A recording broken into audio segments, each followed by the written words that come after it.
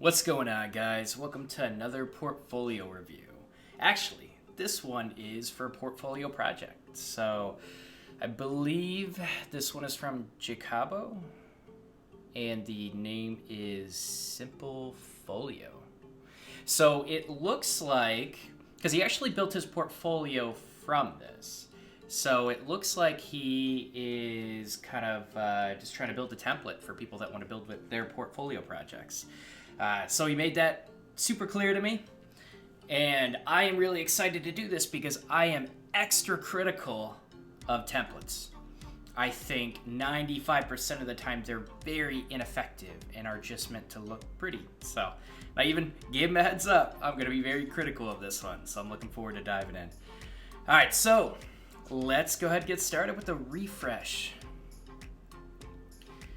Slides in. I like the animation. It's quick. You misspelled unknown. So, right, the big thing about templates is the content really doesn't matter, but it also matters if you're trying to advertise a template. I kind of got the gist that English wasn't your primary language, and that's okay.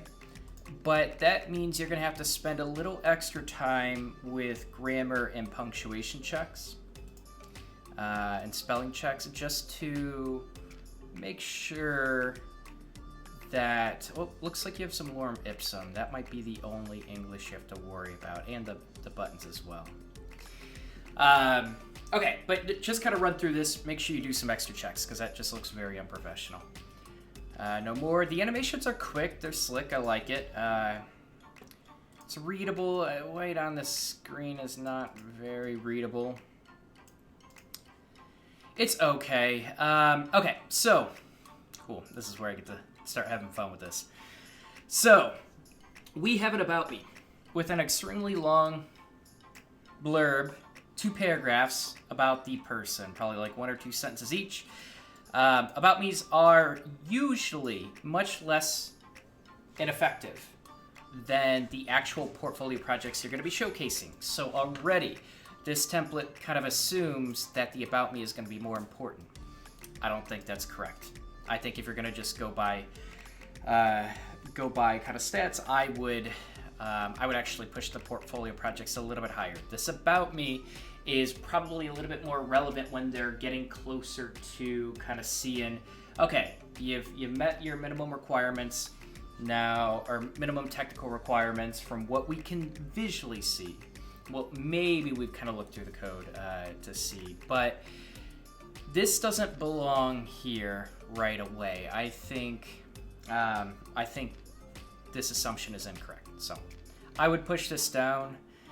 Especially because 95% of the about me's that I read are very generic. They're not unique. They don't help the developer at all in making them unique and potentially a good cultural fit. They're just flat out boring, and they don't really showcase the person's personality accurately or effectively. So I could actually create a video because I bash about me so much. There are very few about me's that I think are very effective. I think your portfolio itself can usually showcase your personality and the types of projects you work on, can kind of give a little bit of transparency to that as well.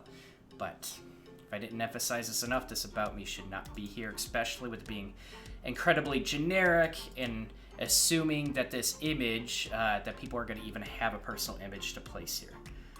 The resume, less relevant. Most people that are going to have a portfolio like this are usually people that are cold applying. They're applying to jobs. That resume has already been sent. But I do like that it's kind of like, these are really weak actions.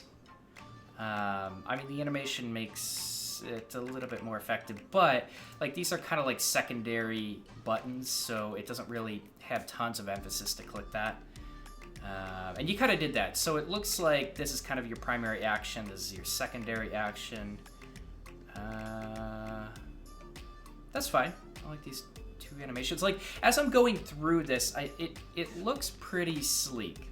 I think what I'm seeing right now, and this is just the fault of templates in general, and I think they're very ineffective, is they're, like, I believe design should be influenced by your users. And more importantly, when you decide what your audience is, deciding what content is going to be relevant and effective and provide value right away to your users. You have no idea what's going to be valuable because you don't know what types of projects, you don't know the type of context that they're going to be able to provide for their projects. But one thing I do like is you already know that the probably two most important links are the C Live source code, and then you have your little context here. So you're almost encouraging the person to be able to provide that context, because sometimes people will just provide a like an image and a link to the live site, and that's it. If they even provide a link to the live site. Often they've never really set that website up. They just built it through a tutorial, never got it live, or didn't think it was important enough to make it live. And so it's kind of just a project that no one can interact with or even care about. So I'm actually saying I kind of like how you set this up. It's pretty simple. The animations are sleek. I would assume this is going to go to like a live project if you're going to create any sort of animation effect. Yeah, it looks like it does. So that's good. Animations only on your call to actions. Oh man, you kept this just simple enough where I couldn't be really critical about it. I'm not gonna lie, I actually kind of like this template. It's really simple. I like that it's simple. You didn't really overdo it with animations, and the animations get right to the point. The transitions are really fast. Call to action, and you kind of have a recommended of like a contact. You could put call to action. I would even just say like, email me, contact me, say hello, or something like that. Because you're right now, I think you're kind of you're trying to keep it generic enough for people to decide what they want to do. I guess that's effective for a template, but it's not effective for a design. Then your social media links, and then kind of your usage, your popularity with it. Developed with love by Jacob Martinez. Hopefully people can get rid of this. That, like, if they can't, this portfolio, this template almost becomes useless. Hopefully you're allowing people to get rid of this. If you want to make this template effective and you want to provide value for people, I think that is awesome. But keep in mind, this is definitely going to reduce the amount of brownie points they're going to be getting when an employer looks at their portfolio. So I want to implore you, allow people to get rid of this. Damn. I was really hoping to be able to be more critical about it. Let's see. Let's check out the mobile. There's still hope. There's still hope. Let's refresh. Everything's pretty optimized.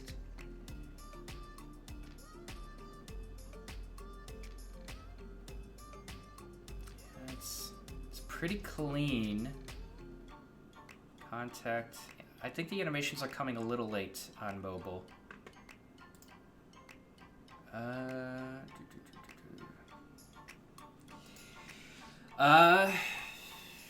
Okay. I think it looks pretty clean.